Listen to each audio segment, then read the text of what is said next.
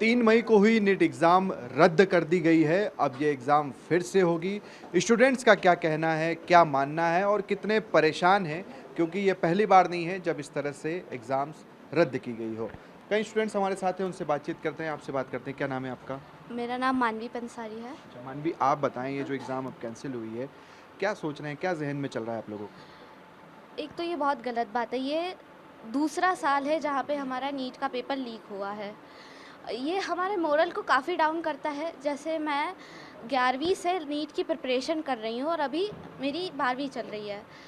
और ये मेरा काफ़ी मोरल डाउन करता है क्योंकि अगले साल मुझे भी देना है। और जैसा हमने देखा था कि 2024 हमारा पेपर लीक हुआ था और उसके बाद 2025 में तो हार्ड पेपर आया था। तो ये पॉसिबिलिटी है कि अगले साल भी हमारा हार्ड पेपर आए और हमारा रिज़ल्ट अच्छा ना आए।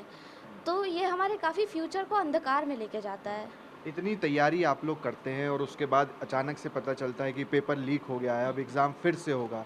कितना बड़ा झटका होता है आप लोगों के लिए? एक तो मतलब पूरे साल वेस्टेज ही कहलाता है और ऊपर से अभी ऐसा लगता है कि नीट का एग्ज़ाम हो गया है तो उसके बाद पढ़ाई तो ऐसे हम स्टॉप कर देते हैं, बट आफ्टर नोइंग कि ये एकदम लीक हो गया है तो हमको वापस से अपना मेंटालिटी को स्ट्रॉन्ग करके पढ़ने के लिए आना पड़ता है, तो काफ़ी टफ होता है।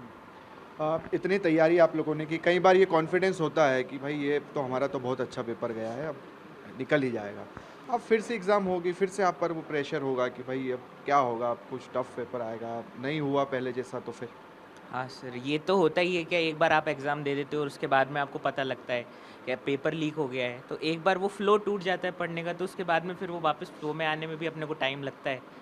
तो वो चीज़ भी है और अब ये भी नहीं पता कि पेपर टफ़ भी आ सकता है और जिन लोगों का अच्छा पेपर गया है, तो उनका इस बार बुरा चला जाए, तो वो भी एक टेंशन है बच्चों को। तो ये सर इस तरह। ठीक है, आप क्या सोचते हैं? एक टाइप से देखा जाए तो अभी सिस्टम की भी ये बहुत बड़ी लापरवाही है, क्योंकि हम लोगों ने अभी 2024 में भी देखा था कि पेपर लीक हुआ था, अब ये सेकंड टाइम है।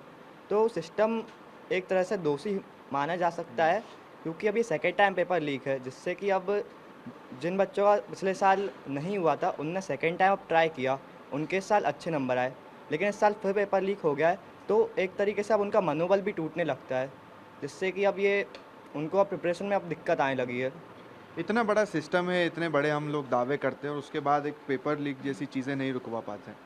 हाँ, बट आई डू बिलीव कि लाइक पेपर लीक नहीं होना चाहिए और ये 2 बार हो चुका है एंड पूरा गलती सिस्टम का है, तो उनको एक बार देखना चाहिए कि क्या किया है, बिकॉज़ बच्चे 2 साल से और जो ड्रॉपर हैं वो भी प्रिपेयर करते हैं and after all paper leak हो जाता है तो वो उनको बहुत ही डिस्टर्ब कर देता है मेंटली।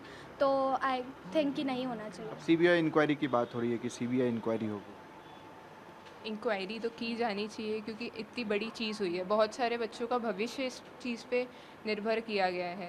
तो अगर इंक्वायरी नहीं होगी और अगर ढंग से नहीं होगी तो ये बहुत गलत चीज़ होगा। इंक्वायरी करने के बाद बहुत ज़्यादा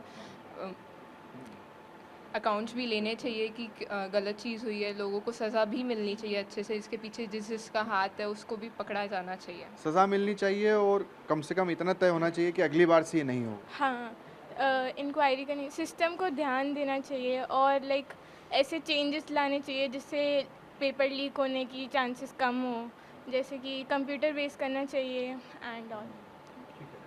और कुछ आप में से? आप? सर मैं बोलना चाहूँगा कि ये पिछले 3 सालों से सर मज़ाक ही चल रहा है एनटीए का।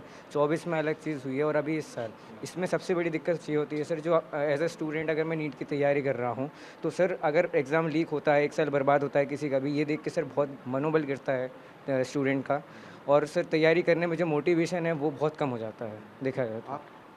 सर देखिए, पहला अटैम्प्ट तो पहला अटैम्प्ट ही होता है।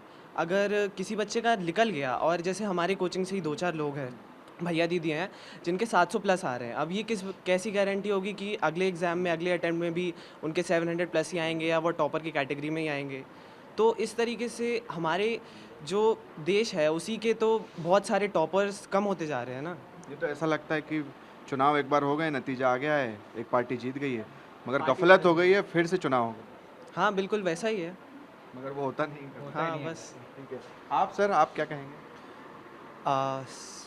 Out of 45 students, around 12 to 15 जो एक्सपेक्टेड हम लोगों ने नंबर कैलकुलेट किए, they were eligible to get GMC. GMC पाना ही बच्चे में एक बहुत बड़ी बात होती है।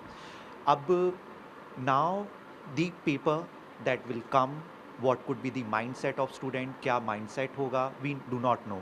रिदम थोड़ा सा टूट चुका है और एक एग्ज़ाम आप कराते हैं एक साल में, आई थिंक कि थोड़ी सी और ज़िम्मेदारी के साथ अगर वो हो तो नो डाउट स्टूडेंट्स का जो भरोसा है, जो पूरे पेरेंट्स का भरोसा है, वो पूरा बना रहेगा सर।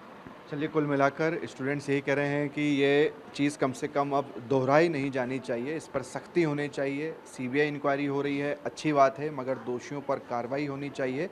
मनोबल ज़रूर टूटता है, एक रिदम टूटता है, फिर से आपको परीक्षा देनी है। और दूसरी तरफ जो सबसे बड़ी बात है कि कम से कम दोषियों पर कार्रवाई हो और अगली बार जब कोई परीक्षा हो तो कम से कम पेपर लीक ना हो। कैमरा पर्सन मुकेश के साथ शुभम गुप्ता, TV9 भारतवर्ष, भोपाल।